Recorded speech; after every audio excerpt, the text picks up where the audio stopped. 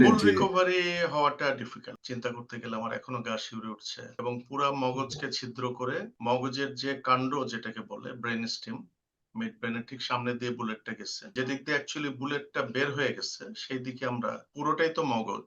সুতরাং brain stem completely damage না হলেও তার আশেপাশে তো ব্রেইন ম্যাটার ড্যামেজ হচ্ছে। মন খারাপের অন্যতম কারণ হলো যে হাদির যে কথাগুলো আমরা শুনছি এতদিন ধরে, এই কথাগুলো আমার ব্যক্তিগত আমার মূল্যায়ন হলো যে ছেলেটা প্রচুর লেখাপড়া করে কিন্তু কথাগুলো বলতো। প্রত্যেকটা কথার পেছনে হিস্ট্রি, ডকুমেন্টেশন এগুলো থাকতো।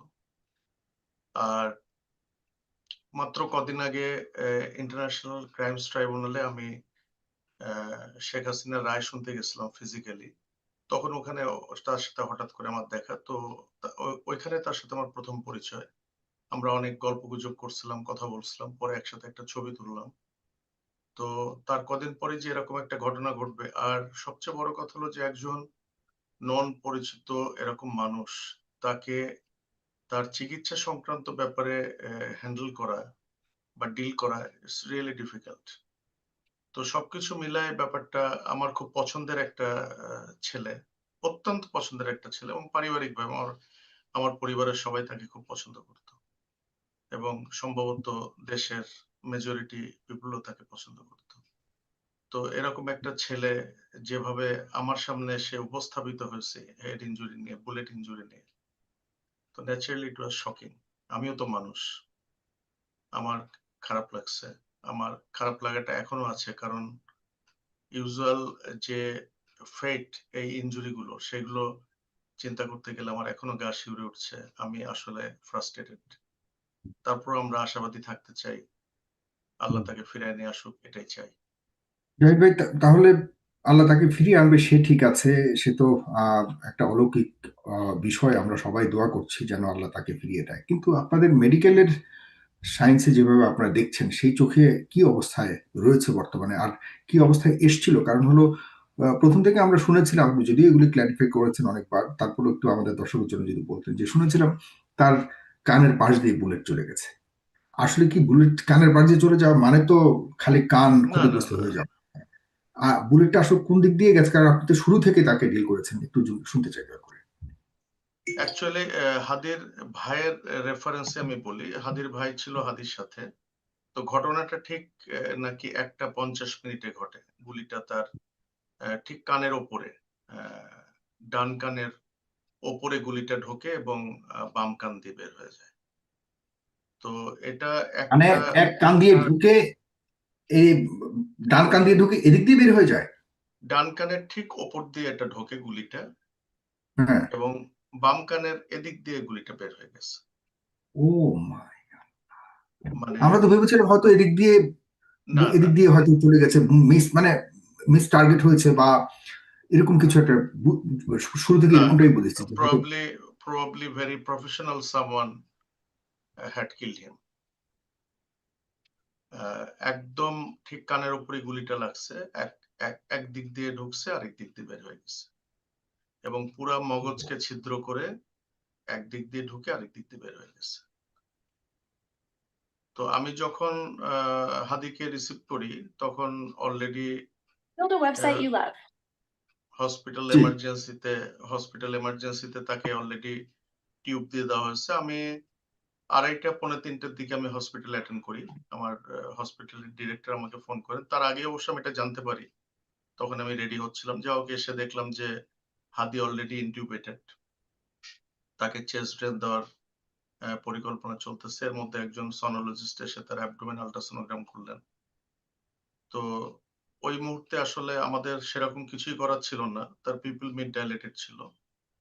তো অ্যানেস্থেশিয়া যিনি প্রফেসর ছিলেন উনি বললেন যে হাদির তো রেসপিরেটরি এফোর্ট আছে, তার মানে নিঃশ্বাস প্রশ্বাস নেওয়ার যে স্বাভাবিক যে এফোর্ট সেটা তার আছে।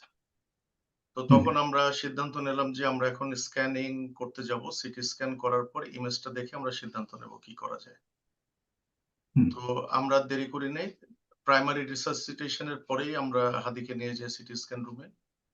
তার স্ক্যানিং করলাম। স্ক্যানিং করে যেটা দেখলাম যে মগজের যে কাণ্ড যেটাকে বলে ব্রেইন স্টেম, মিড ব্রেইনের ঠিক সামনে দিয়ে বুলেটটা গেছে এবং অলরেডি এইভাবে কোনো হাই ভেলোসিটি বুলেট ইনজুরি হলে থার্মাল ইনজুরি হয় ব্রেনের। তো সেগুলো তো সবই হয়ে গেছে। তারপরেও আমরা তাকে ওটিতে নিলাম।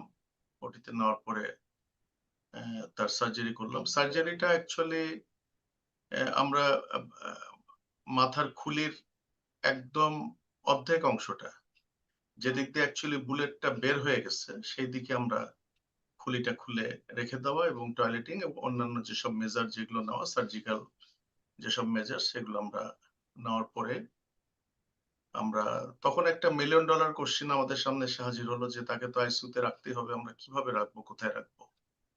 কারণ ঢাকা মেডিকেলে তখন মানে খুবই হযবরল অবস্থা। মানে হাজার, হাজার মানুষ হসপিটাল করিডোরে, বাইরে, লবিতে, এমার্জেন্সি লবিতে, আমাদের বাগান গেট, মাঝের যে গেটটাকে বলা হয় বাগান গেট, সে বাগান গেটে শত, শত হাজার, হাজার মানুষ, করিডোরে মানুষ। তো তখন পেশেন্টের যারা অ্যাটেন্ডেন্ট এবং আত্মীয়স্বজন তারা সবাই মিলে সিদ্ধান্ত নিলেন যে ওনাকে এভারকেয়ারে নিয়ে যাওয়া হবে আরকি। তো সেই অনুযায়ী তারা পেশেন্টকে এভারকেয়ারে নিয়ে গেছেন। ওখানে উনি এখনো আছেন। এই আরকি। তার মানে আপনি হ্যাড কিল্ড হিম, কিল্ড শব্দটা ব্যবহার করেছেন। এটা কি আপনি ইচ্ছাকৃতভাবে করেছেন নাকি আসলেই আপনি মনে করছেন যে ডাক্তার হিসেবে তাকে আসলে ইডি এরকম কিছু ভেবে নিতে পারি আমরা? নাকি কি না বলতে এটা পারি? তো এটা তো আ মানে হত্যাকাণ্ড। এটা তো কেউ তাকে গুলি করে হত্যা করছে। মানে হত্যা করার উদ্দেশ্যে তাকে গুলি করছে। হ্যাঁ, মানে তার মানে কি তার শারীরিকভাবে মানে মেডিকেলের ভাষায় কি সে আমরা কিল্ড মানে বলতে মেরে পারি? ফেলা আমি এটা মিন করি নাই। আচ্ছা, attempt to kill. Attempt two আচ্ছা, আচ্ছা বুঝতে সরি পেরেছি। সে না তো কারণ আমি এখনো পর্যন্ত হচ্ছে হ্যাঁ, আমি না এখন পর্যন্ত আমরা আসলে বুঝতে পারছি না সে কি আসলে ক্লিনিক্যালি এখনো জীবিত আছে না, নাকি না, না, যে না, না। পরিস্থিতির কথা বললেন he is clinically alive. Clinical alive. তো তার মানে ফিরে আসার সম্ভাবনা কতটুকু দেখেন? মানে এই অবস্থাতে যেটা আপনি এটা বর্ণনা করলেন এটা এটা এটা উত্তর দেওয়ার ক্ষমতা আমার নাই। সম্ভবত কোন নিউরোসার্জনের এই ক্ষমতাটা নাই। তবে উনি বেঁচে আছেন। অ্যান্ড কিন্তু ওই পুরো বিষয়টা তো নিউরোসার্জন রিলেটেড।